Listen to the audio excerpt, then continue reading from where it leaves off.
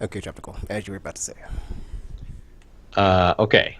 So yeah, I guess like before you talk about do gamers distrust experts more than other people distrust experts in other fields? Are do you think are there gaming experts? I Can mean, there be gaming I experts? mean, there's people who think they're experts, I'm assuming, but okay. you To know, me, it's like it depends on it.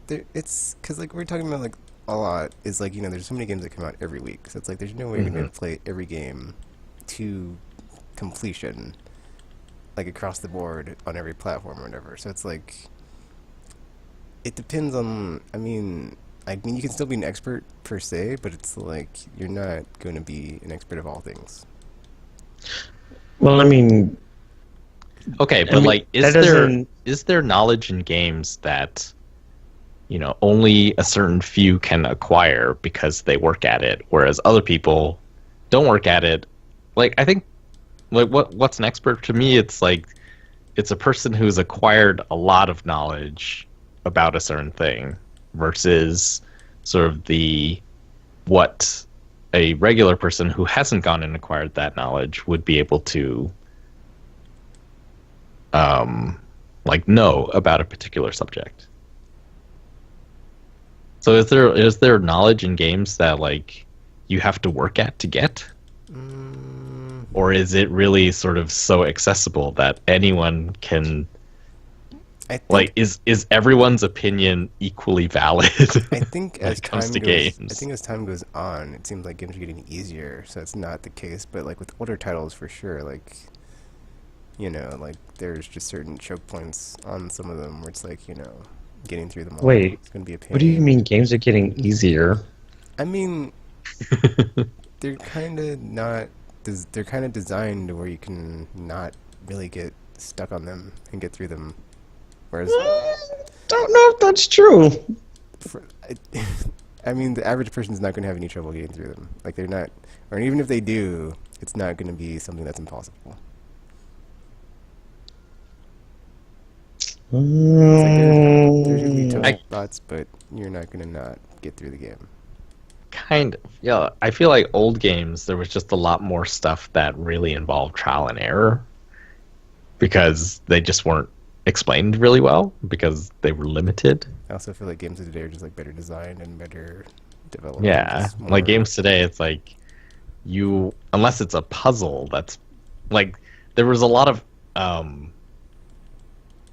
not accidental, but like puzzles by default back in the day because things were just like not as clear as they are now. Whereas now it's like only only puzzles that they make on purpose are things that are like sort of the roadblocks that they put in front of you. Whereas if it's not supposed to be a puzzle, they're much better at making it clear what you're supposed to do, for example. Yeah, like for me, like the example I'd make is like Tomb Raider. Like Tomb Raider of olden times is like It's like, compared where did you go? compared to like What's Tomb happening? Raider of now times, it's not even a argument. It's like so linear and streamlined and focused on like where to go and what to do and getting through it compared to like the get this key to get this place, but who's got the key? I don't know. And then like traversing there is like try not to fall and die because there's so many instant death falls. It's like yeah, that was thanks Core or whoever made that. I'm pretty sure that was partially due to the technology available and stuff like that that caused it to be more difficult in that regard. Because it all comes down to design, but they probably only thought that it's like, oh, everyone should be able to figure out these kinds of things from more or less context clues, even if that's not the case. And it's like, well, I Yeah, like today they're a lot better, I think, at knowing what people will rightly assume about certain things. Whereas before it's just like, probably. And then people would just be, this makes no sense. you couldn't go to the internet back then, so that also kind of made things more complicated. So But well, I guess Yeah, I guess what I'm really talking about is like reviewing games, like critiquing games. Can you be an expert in critiquing games, or is it something that no one will ever respect you for? It's like you don't have anything special just because you played more games. You have nothing special. And I would say, and You're that just feels weird to say to me. It's like someone that's like reviewing a game. It's just their opinion on what they thought of the game. That's not really being an expert. uh To me, it's like that's just them playing the game, critiquing it, and being like, "This is what I thought of this Well, game." well, it depends though, because I mean, there's some things that people point out in reviews that are, it's like you can, if you say I guess it's like still semi-subjective, but at the same time, it's like you can, if something has like technical issues or something, it's like, that's not really like an opinion. It's like that's something that's a problem with it. Like if it has like really long load times and freezes constantly and so like that's not really, an opinion. That's something that's actually happening. So, but sometimes the average person won't notice those kinds of things. So I guess like if you've played enough game, like they would notice obviously those kinds of things if it's like freezing constantly. But I meant like things where like gamers always talking about like frame rates and stuff, and there's things like because I don't notice that kind of crap when I'm playing my games. I'm just like I don't half the time I don't even know what that is unless there's like a very obvious like issue with slowdown or something. So it's like I think it kind of depends on certain aspects of the review. But obviously there are things that some people like about certain game designs that other people don't. So that kind of stuff is subjective. So go ahead. I think that can sometimes get blown out of proportion because like in my opinion, Mass Effect Andromeda not a bad game, and then people are like, oh, but the animations, it's like whatever. Just guess I'll disagree on that one because I didn't really have any issues with it, but hey, whatever. Well, Mass Effect Andromeda didn't review poorly, did it? There were just like some complaints about it. Did review poorly. Did it? Oh, I didn't read any reviews, so I don't know. But I thought there were just complaints, but it still scored decently. Well, so Tekken, the animations, like, can you see what they're saying though? And it just doesn't matter to you, or do you not see it? My thing is like in a game that long with like as many NPCs that you talk to is like to single out and like be like, oh, but the animation is terrible, but it's like 80% to 90% of the interactions in the game that you're gonna have no issues. So it's like not to say it's not an issue. Like you're not gonna notice it, but it's like how I don't know how to phrase this, but like is it how does it, it's obviously not that big of a deal. Like it was in my opinion anyway. But like and then you're just gonna like go on and on about it. It's just like, oh, look at this, these animations, these character models, and just make a mountain out of a molehill just about it, and just like not stop and be like, oh well, and then they end up trying to fix the issues, and instead of using it to make DLC or something, it's like development time towards that, and then like it's never enough. That's the other thing is like when is it good enough? Because then it's like they make all these console or concessions and like, oh, we're trying to fix it, blah blah blah, and then people are still like, oh, but still not good enough, or oh, look at it now, it's still not good. So it's like sometimes people just want to hate things, and it's just it makes me sad. But see, like that's the sort of thing I'm talking about. It seems like gamers are more likely to be, if they don't agree with a reviewer, then it's like it's not that the reviewer has a different opinion than I do. It's like you don't know what you're talking about. You're making like your opinion is incorrect in a way. It's like there is an objective reality. The animations are poor, and then there's like a lot of blame on both sides. One side is just like, yeah, like we can't give them a pass. Like they charge the same amount of money that every game charges, but their product is objectively poorer, so we must throw tons of stuff on it. And then the other side where it's just like, no, like, yes, I see the same thing, but it's not that big a deal. And so we should, I don't know, not be dogpiling them. And your opinion is incorrect because you have made too big a deal of it.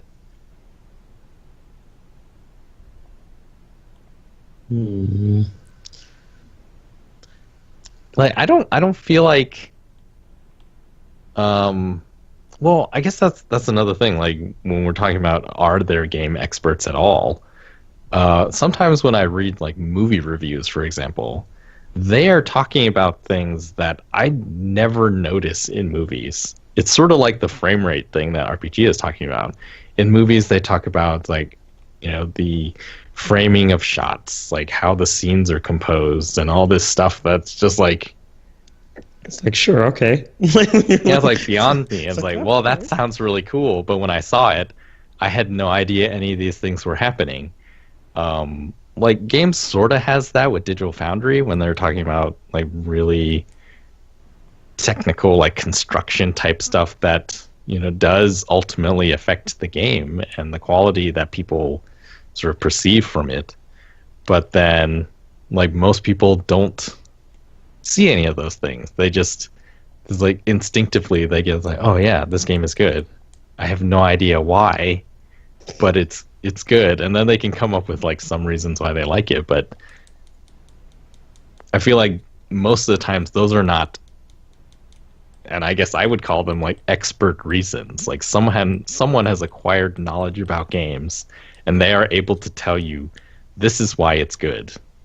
These objective things make it a well put together game. I think I would only agree with it on the technical side like that when Digital Foundry does it, because then they do a very good job of breaking it down, and it seems like it's coming from a very like on the side of science level, of like this is this many pixels, and this is the frame count, and this is the frames per second, and this is the poly count, and it's just like, okay, yeah, we measure this, we measure this, we measure this, and this is what you got.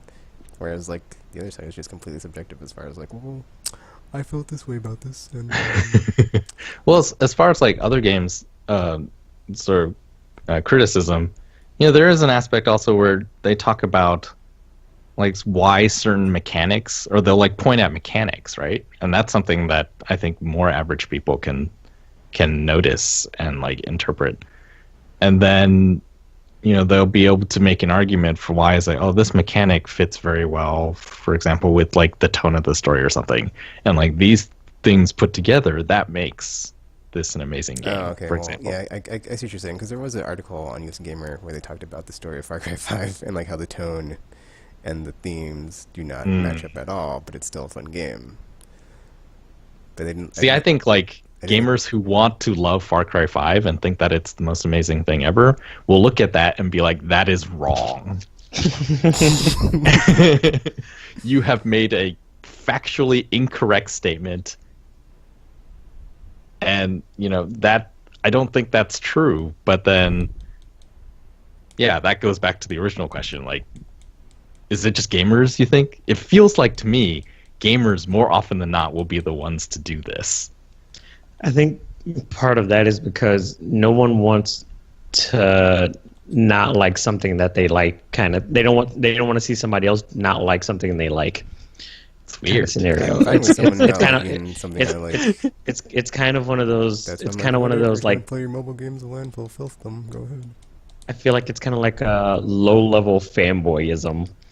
is how that works, because it's like there are games and series that each of us probably like that somebody else, or probably even within our same group, don't necessarily like kind of scenarios, because it's like and you don't want somebody to be like, oh, that's not good, and it's like, hey, you shut your face, because if I like it, then obviously it must be good, kind of thing. Because like if I were to say like Mass Effect was one of the worst series ever that I ever played, Tekken would probably not be like, oh my gosh, RPG and his hater pants and all this other nonsense that he usually goes on when he doesn't. So it's like, it's one of those things where I think in terms of gamer, they just happen to be an unusually passionate group of people. So it's like you don't necessarily want somebody to not like something that you're so passionate about, kind of thing. This like they're not even thinking about the expert thing. They're just like, you don't like the thing I like. I dislike you now.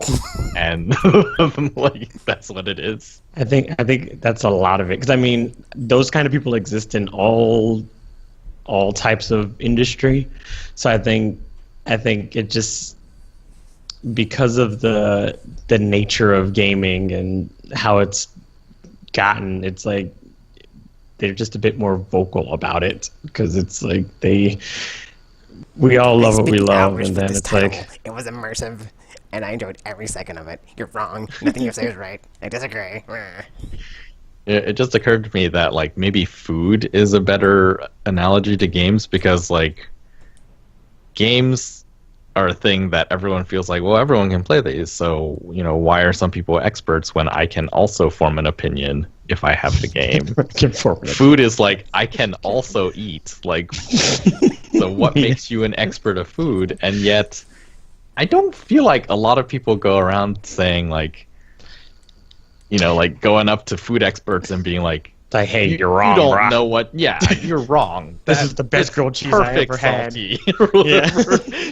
Well, I think the thing with food is at least as somebody with experience, it's one of those things where, I mean, there are like some science that can back, kind of like the whole digital foundry thing. It's like people can point out things where it's just like, okay, this kind of makes sense in the grand scheme of like why this person would be an expert in this sort of thing. It's like, yes, we can all eat, but there actually is a scientific backing for people existing that are super tasters and all this other nonsense. And it's like,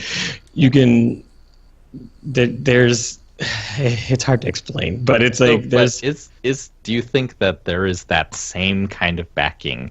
There is some sort of objective backing in games as well, or is there not?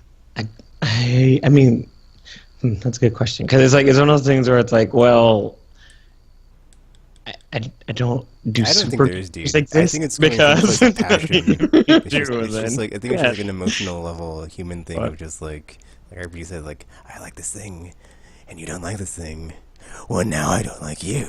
And just go from there. But like, so you think like that is justified because there is no objective like reality to games, like I mean, for me, like, there are like actual objective things you can point out about games. I mean, because there's the technical side of it. This is the only problem is like that's not the only facet to a game.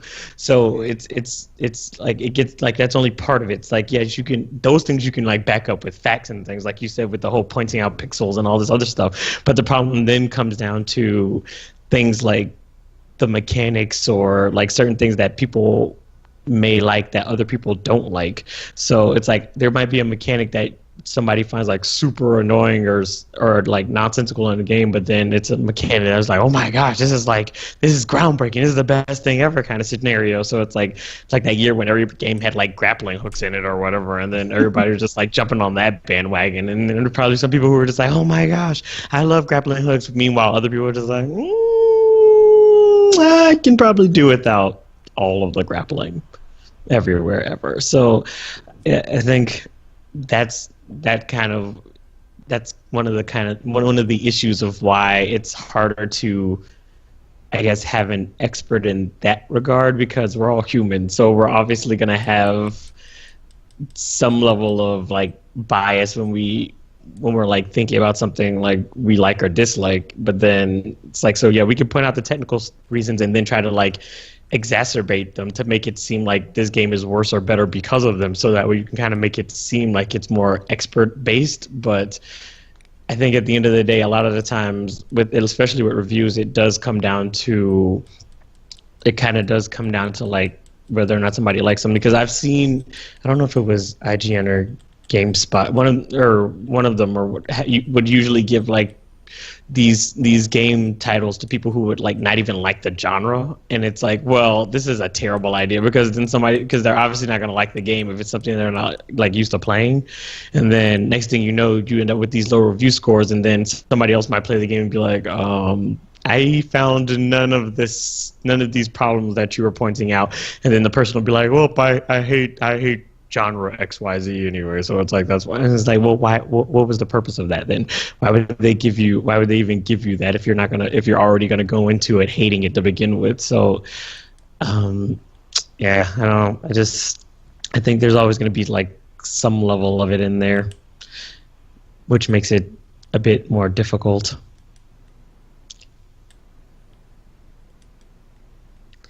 Do you think we'll ever have sort of like a Roger Ebert of video games, like a critic that's really famous, that everyone that semi-trusts. Or I don't actually, because I never read his stuff in movies. Was he someone that people trusted? I mean, a lot of times when anybody would, I mean, at least, I never really read his reviews either because I was never that big into movies to care. But like a lot of times when anybody would talk about something, they would always like go back to him and be like, well, he said, or what is it, Ebert or whatever. There were two of them. There were two of them. Yeah, and people would Was always it go Roger and Ebert? No, I think it was Roger. No, I think it was Ebert and something else or something. But yeah, I think there were two.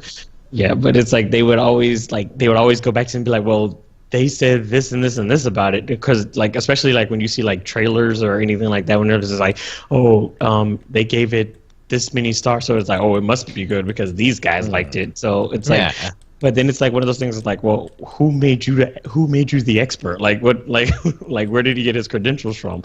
So I mean, it's possible that he might have had like 12 degrees in filmmaking and cinematography, and like he has like a PhD in it or whatever. So I mean, that would have made it like a bit more official. But at the same time, I mean, he probably saw movies that I probably loved that he was just like, oh my gosh, this is the worst movie ever, and I was like, oh my god, I love this movie. So it's like.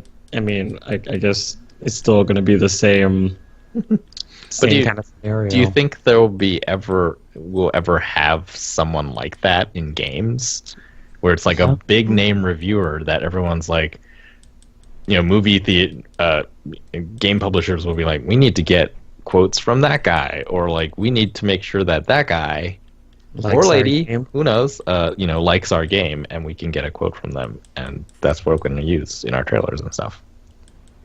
I don't. You don't think that ever exists? I don't think so, because like I said, the whole you not liking something I like kind of scenario, it's like no one person can rise from it because like, it's always going to be like 50% agree and 50% don't. Well, I think the and not only that, I mean, eventually, I feel like even if that person did exist, they might feel pressured to like go a certain way because now everybody's like looking at them and they're just like, well, if I'm too harsh on things, people are going to eventually hate me and I'm going to fall out of my position. if I'm too positive on things, then it's like everyone's going to start to disregard me because I like everything, and it's like, and I can't like keep going back and forth because then people are going to be like, he doesn't know what he's talking about because he's always flip-flopping on things. So it's like it's one of those scenarios where it's like, well, how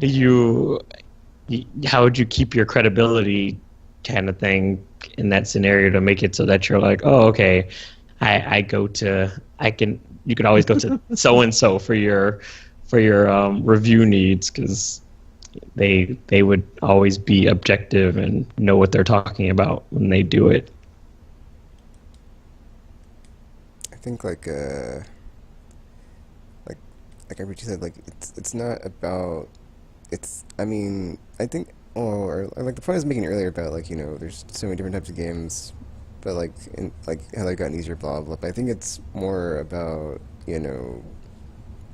each, like, someone that is like their wheelhouse is whatever genre that the game is in, so you could like have an idea, because it's kind of like from the filter that you're looking at the game through would be the person reviewing it. So it's like you'd want it to be from a person that has expertise in that genre. So it's like in that regard, they could have expertise, or like their experience gives them expertise, because if they've like played a ton of games from a different genre, or not from that like that genre that you're like looking for that or like you're getting a review from that game on, or they've just like played a lot in that series. If it's like a series that's got a ton of entries in it, and you're like completely new to it, and you're like, I've never played any of the Far Cry games, and they're on number 5, so I have like no idea what to expect. But this person seems to have played all of them, so I'm sure they'd know what to say about this. On the other hand, like if something like if someone is just like really into the genre and they could just like all the games in that genre or series, then maybe it's not the They case. can't be trusted. Yeah, if they're like tropical, they like everything, so. Yeah, a lot like that, because you wouldn't like trust me to review a Far Cry game, because it's like they're not like, I've never played any of them before, and it's like if I were to be like, oh, let me go ahead and, I mean, then again, I would probably be more objective, since I'd be coming in without having played any of them. But then, because they're all like different, right? There's no like actual continuity with them. Yeah. Yeah, so I mean, no. So I mean, I might be able to do it, but then again, if it's not a genre I like, then there's still going to be that bias going in where it's just like, well, if I don't like first person shooters or whatever, it's like, well, then I'm already gonna. That's like already one strike against it when I start playing. So I'm gonna immediately start looking for things that not to like because it's like, well, I don't like this genre, so there must be other things wrong with this game. So it's like, so. Yeah, I guess I just think it should be like the Game Pro style when they had like one person on whatever platform or genre, or the one up style where it's like, this is the person for this platform or genre, and then like this is the reviews that they do the reviews on these types of games, and then you can go, you can what's that word called? You can derive from their likes and dislikes and how they feel about this specific game that they are currently reviewing.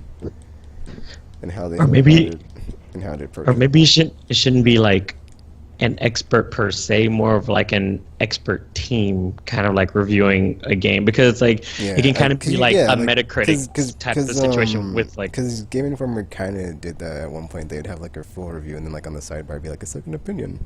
Oh yeah, second opinion, yeah, that kind of stuff. Because then it's like you can kind of draw parallels, so you could see the differences and similarities between like the things they liked and didn't like, and then it's like, okay, I can kind of form an opinion based on this, because it's like both of these people mentioned that the frame rate is not great, but then this person liked this, but this person didn't like this kind of thing. So you can kind of like do stuff like that, and then that way I feel like it makes it a bit I think it makes it a bit more credible that way, because then it's not just like the one person having the absolute say on something. It's like you now have, it's kind of like trial by committee kind of scenario. So it's like now it's like, okay, now these 3 or 4 people all reviewed this game from this team of people interviewed or reviewed this game. So it's like, okay, this kind of makes more sense. They're kind of like a Metacritic type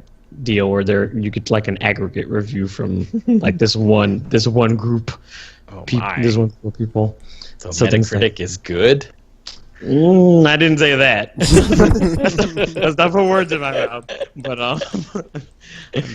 I'm saying like that style of review would be probably a better bet for your what you would consider an expert. So it'd be like more of an expert team than like an expert person type of thing. So like it would make sense. So like if all 3 of us played the same game, then all 3 of us reviewed it, it's like we all have differing opinions on what we like and dislike in games and that kind of stuff. So it's like it would be easier to draw, or easier to like get a good sense of a game by like reading all of our reviews of something kind of thing.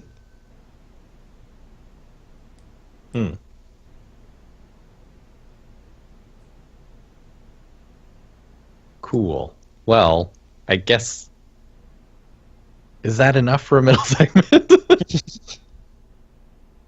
Chicken? I guess it is, sure. Cool. I think it was a very interesting discussion. What do you think? Let us know somehow. Oh wait, this is YouTube. There's comments. I think everyone would agree with me, because I'm an expert. I would say that I still think gamers are more distrusting, and yes, it may be that fanboyism thing, but it seems to me like if you, for example, want to know about a thing on Amazon and you go through the reviews, you usually like take everything into account, right?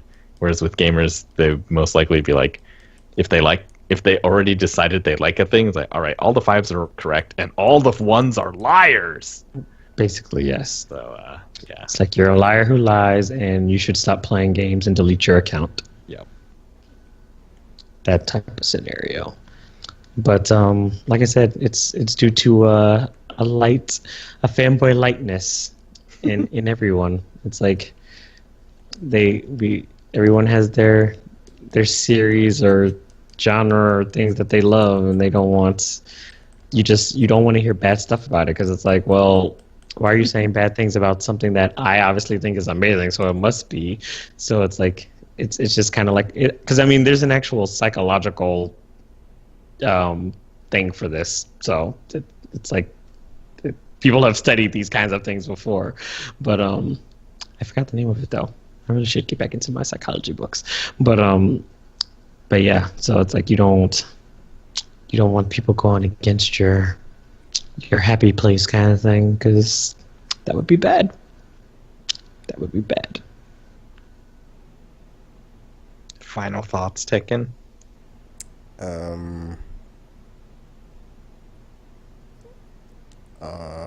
Trusting I mean, I honestly just look at the pros and cons when I look at reviews, so if it can be overlooked like animation and character models and it's like whatever, dude, the gameplay's still awesome, you know, you should just, you know, not really pay too much attention to some things that are blown out of proportion on a, you know, 80-hour game. It's like you're not really gonna carry that every 5 minutes or something, so just, you know, some people just, you know, want to just burn everything down. It's like F it all. Yeah, F them. Some people like to watch the world burn. Yeah. So Also, no one would trust me to review games? Aw. I mean, in all fairness, Tropical, you kind of like everything, so it makes it very hard to believe anything. Or maybe it just means that everything is actually good. That's No. not the case. No, that can't possibly be true. That's like the one thing Tekken and I can actually agree on together.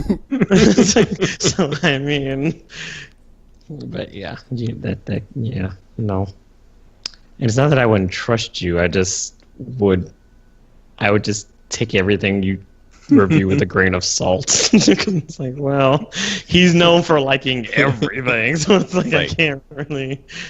It would be more like there is something to like here, but be prepared for some wonkiness. And by wonkiness, he means everything else being terrible about it. Yeah, So, sometimes it may be everything besides the one thing. I think Teroptical and I reviewing a single game would be a nice counterbalance. Maybe. Because I mean I don't dislike everything to the extent that he likes everything, but at least I'm a bit more objective than he is. So there is that. Fun. This is why I think our review by committee could work. Because, I mean, if all of us review a game, then technically we're all right, and then we are then the experts, and people can trust us. Because multiple of us have reviewed something.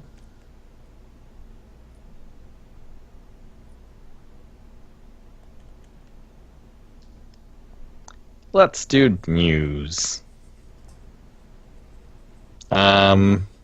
All right, so there is actually good stuff happening on the loot crate front. In the darkest timeline? I know, what? So, yeah, Battlefront 2 got its loot crates back, but apparently it's, like, way better now? I don't know. I haven't actually read any of those things, so we'll see when I go and play it again. But Monolith has announced that Shadow of War, they're stripping out all of the real money stuff and all of the like buying loot crates for real money stuff. Interesting. So you won't be able to buy their premium currency starting May 8th, and then July 17th, it's just all going to be gone. That's a long time, dude. Yeah.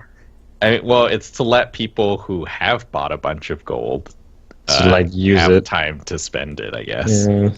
But yeah, basically they said it's to restore the core promise of the Nemesis system.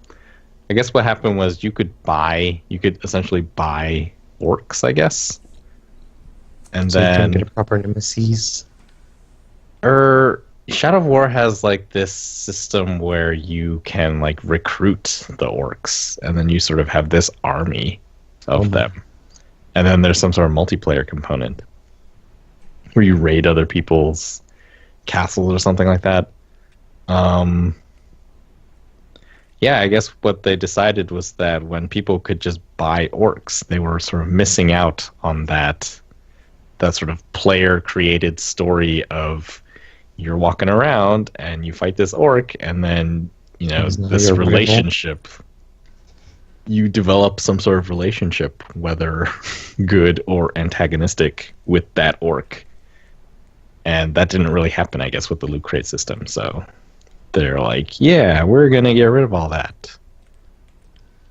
But I guess Amazing. that kind of makes sense because you wouldn't want something like that getting away so you went through the trouble of like putting in a game in the first place to make it Yeah, more it's weird. interesting. So But money, so they did it for a while, and now they're not going to do it. I wonder if it'll ever get to a point where loot crates are a more welcome thing instead of. I think there's going to be constant pushback against that. Yeah. Like, nobody wants that in a game that you're playing, because I mean, even when it's implemented well, it gets annoying. So It's weird. Like, Overwatch, it feels totally fine because it's like... Oh, wait. I think as long as it's cosmetic only, dude. It's like, as long as it's cosmetic only, I think that's... Yeah, maybe like that's it. The one golden rule on that is, like, if it's cosmetic only, it's whatever, because it's like... Because it's not making you pay to win kind of thing. Yeah. Like, in Overwatch, it could be happening or it could not be happening, and there would be no difference in the game at all. Like, people play it over and over again, not because they get loot crates. They're just, like, addicted to playing it over and over again. Yeah, as long as it doesn't upset the balance. Insane. There does have to be balance between the light and the dark. You can watch all of Star Wars Rebels right now for free on the Disney Now app. Do we just... Is that... I don't know why I said that. Is that I just want to say, I was like... I'm just thinking, like, Star Wars just Rebels plug was... them? I don't remember what you said that triggered me to remember Star Wars Rebels, but I just watched all of it and I was like, wow, it was really Well, it good. said And balance between light and dark, so maybe that's what that's probably why. That's what it was. Because I was going to say Kingdom Hearts, but that works too. All Disney properties, so It it's like... was. Man, it was amazing. I did not think Rebels would be as good as it turned out to be. Okay, next news is good news for the Chrono Trigger port on Steam, which apparently, so the port on Steam is a port of the iOS and Android version, which was a port of the DS version from the original Super Nintendo. Oh, dear. But yeah, they're gonna fix it. It looked, I guess, really bad and had like lots of mobile specific things in the Steam version, which shouldn't have been there. And they're gonna start patching stuff out. Starting in April, they're going to add the ability to switch to the original SNES graphics, which is that's the thing that most people complained about. It just looked, the HD res up was done poorly and it looked bad. So now you can play it in, I guess, SD? Bad graphics. So, but better? I feel like games of that era age pretty well. Do they? Yeah, because it's like, it's the style. And not really like sort of the technical part. Like PS1 games, I think age really poorly. But anyways, so that is the thing that's happening. That's also a good thing happening in the Darkest Timeline. Moving on. I'm too excited. Hellblade, what was it? Senua's Sacrifice? I think, yeah. And No Man's Sky are both going to be on Xbox One this year. Guess Hellblade more late comes than out. never, eh? Yes, I guess that was the deal. Those deals are expiring now, so Hellblade is coming out April 11th, and No Man's Sky is getting a giant update of some sort called No Man's Sky Next. And that is coming out when the game comes out on Xbox One sometime in the summer. Apparently, some places have gone back to like give No Man's Sky another look, and I guess it's a lot better than it was when it came out. So, Oh, yeah, I think I did see. Well, I mean, I haven't seen any like articles, but I've seen people on Twitter from various websites talking about it. Because there's like, this is the No Man's Sky we should have gotten all those years ago. It's like, I guess. Okay. They are remastering Red Faction Guerrilla, THQ Nordic, and once again, it's got one of their remaster titles. This time, it's Remastered. Yeah, I saw that. I was like, Whatever. Very. Why? But this was one of the good Red Faction games, so sometime that is going to be out. And then finally this week, I guess embargoes broke for a preview event for Jurassic World Evolution. And I am super excited for this game. It's basically a park simulator where you get to build your own Jurassic World. Because, Yeah. why not? Fun. Why the hell not? Roller Coaster Tycoon also had, disasters, right? You could fling people off of rides. This one, the attractions will eat the people. I don't think that should be a selling point to your park. I would leave that out of the marketing and advertising because, might be a bit of a problem. But yeah, it's really cool because, Roller Coaster Tycoon or like Planet Coaster, it's all about just like making the guests happy. So you make rides to make them happy and you give them bathrooms and like beverages and stuff. And I don't know why I said those in that order, but it's all like entertainment. And then Jurassic World has that aspect. But then in addition to that, there's also a sort of security aspect where you have to make sure that when the dinosaurs do get out, because they always do, They have because you're they're able obligated to handle them. They're obligated. And then there's also a science aspect where you have to go out into the field and discover more raw materials to make more dinosaurs, which, they're all like tied together. Yeah. It's like in the dinosaur's contract to escape. Pretty much. It's being made by Frontier, who made Planet Coaster, which is this super in-depth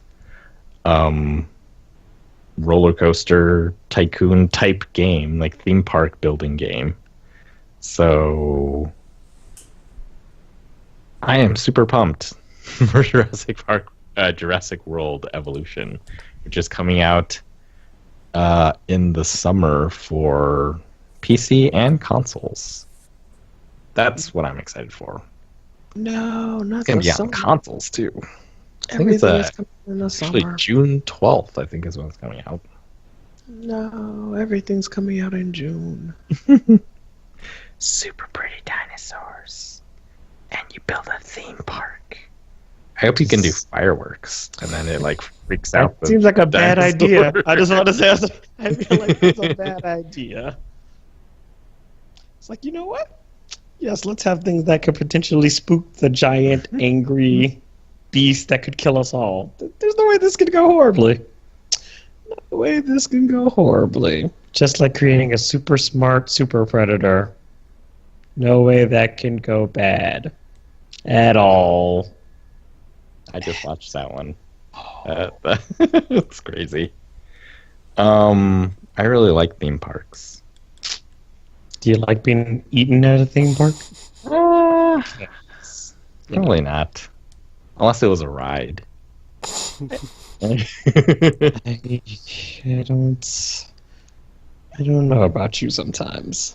I've been thinking recently, it's like a question has popped into my head that I really want to get to the bottom of. And the question is, what is Disney magic? Cocaine and vanilla. I mean, I don't know what you're asking. But yeah. Like, there is something about Disney things and, being the feeling of being in the theme park that it's like, I think they call this Disney magic, but what is it? Like, what are they doing that makes this? So that's what I want to know. They're touching on your primal instincts with various things through psychology in order to elicit like the appropriate response, whether it's through your dopamine levels or is it just like, yep, we're gonna do this and this and this, and then you're gonna love it because various reasons. So yeah, that's what they're doing, man. It's all psychology. Disney magic is a bunch of science.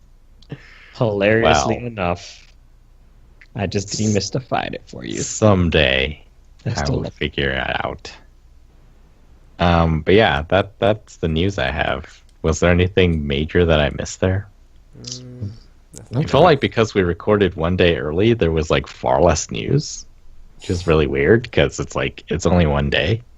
I think there's supposed to be something about Xbox One next week. They said there's like a really big announcement. It's going to be something about original Xbox backwards compatibility is going to be announced. Yeah, it's like really, that's... But again, announcement of announcement is not really news. Also true. Just announced that I'm going to announce something about announcing something else. It's my teaser announcement for my announcement for my announcement. And that is how I guess a really cool thing, but this is mostly a Game Informer thing. This month is the Spider-Man month. Spider-Man PS4, so finally get to see more of that game, probably. Get excited. Very excited. That means it's coming out next year. That's what's going on this year. No, it's going to get delayed. It's too ambitious. No. It is the curse. It's the curse of the ambition. I would say if it doesn't come out in the summer or early fall, then it will be next year. Summer's only like a couple of months from now, so I mean... Yeah, but based on like PlayStation's pattern over the past few years, they don't release their giant stuff during the fall.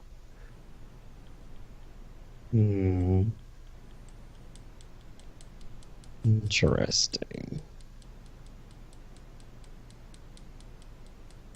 Interesting indeed. The sounds of Monster Hunter. Click, click, click, click, click. Tekken is a very aggressive button pusher.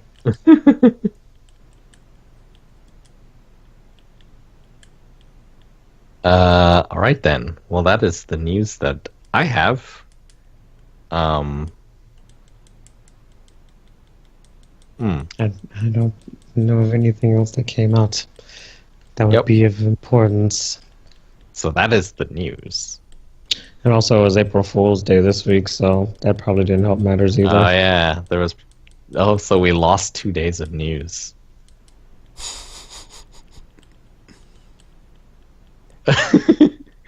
Well, I went around looking for April Fool's things, and then I realized like a lot of nerd April Fool's jokes are all predicated on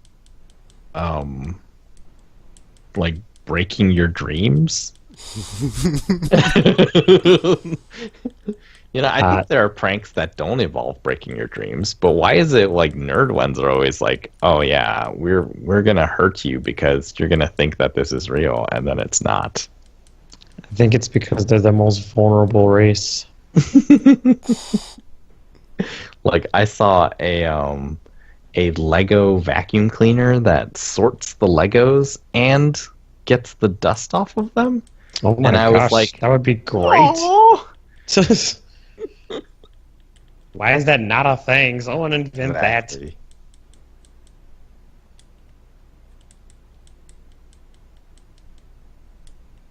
It's the other one I saw. Yeah, everything was like, oh, I wish this was real. Oh, there's a Telltale sale on the PSN store this week. I was on there earlier, so if you haven't checked out the awesome Telltale games. Oh, that reminds me, because I still haven't played. Wait, season 3 is out of The Walking Dead, right? Or is it? Yep. I haven't played that, so I need to probably. How much is it on the? I think it's half price. I have no idea because it says purchase since I own it. So. All right, that's true. You already have it, so it won't work. But I guess we're getting our first look at the final season. Probably sometime after this Friday, where they're showing it at PAX East. Legasp. The final final season? The one where Clementine dies. I don't know anymore. She will. The cover is like an homage to the original cover, where it was Lee holding an axe and Clementine is sort of hunkered next to him. This one has Clementine and AJ on the cover. Remember that one time where Lee died? Yeah. Lee died. Mine is a zombie. Mine is dead. Mine is very dead. Mine is undead. You can't take chances, brah. You can't take chances. Because next thing you know, it's going to turn out that because you didn't kill him, he's going to show up in your final season, and then Clementine's going to hesitate to shoot him in the head, like she did when she didn't, and then he's going to bite her. Then she's going to turn into a zombie herself, and then her friend is going to have to murder her. Together. Yeah. Yeah, remind me never to team up with you in a zombie apocalypse. Because that is how people get killed.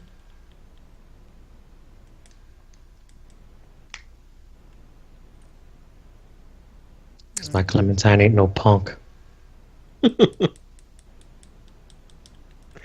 I'm the only one worth saving. Basically, yes. Wow, we've been talking zombie games like so long. That was years ago.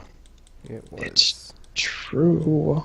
I think that was near like the beginning. I remember us talking about like the beginning of when there was a whole bunch of zombie games. There was a whole bunch. So, 'cause that was that one period where everyone was releasing something zombie related, and it's just like, oh my So God. the podcast predates the zombie game craze. Amazing. Man, that was crazy. Like zombies and everything. They were the grappling hook before grappling hooks. All right, we are now we're just rambling, which We we can are. do. But But we need to sign maybe off. we should sign off. Ticken didn't do it. Didn't do the thing. Okay, so yeah. Check us out, Aimless Podcast, or Aimless Babble Z. Facebook, Twitter, YouTube, wherever the else we're at. Or you find us. And if you don't find us, maybe find something better. Anything to say before you sign off, RPG? I love the fishes because they're so delicious. Anything to say before we sign off, drop it. I too like fishes. Is it because they're so delicious? Sure. You don't sound sure.